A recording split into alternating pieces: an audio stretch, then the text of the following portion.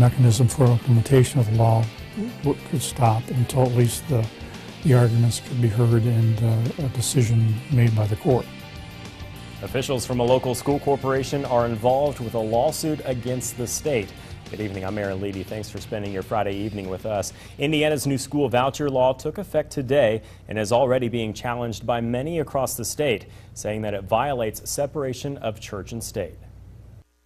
As many new laws across Indiana take effect, one is already trying to be stopped. Today, the Indiana State Teachers Association and the National Education Association filed a lawsuit against the state challenging the constitutionality of Indiana's new school voucher program. There's a clear constitutional language, we believe, that says that no money from the Indiana Treasury can go to support a religious institution. LSC Superintendent Ed Eiler, along with 3 others involved with the corporation, joined as plaintiffs in the lawsuit. Eiler says even as the bill was going through the legislature, there were multiple concerns.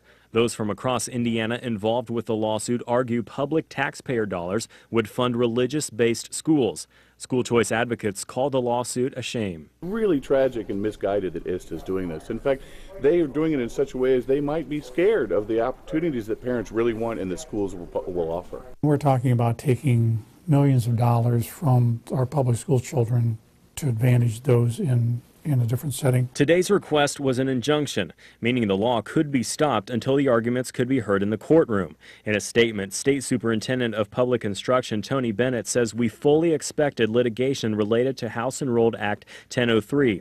During the lengthy public debate in the 2011 legislative session, the opponents made it clear they would challenge the new law.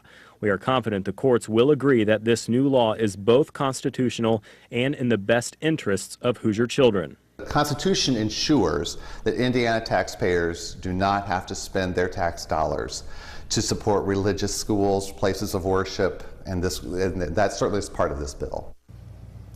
And as far as testifying, Eiler says at this particular time it's not clear what the role of those involved from LSC will be.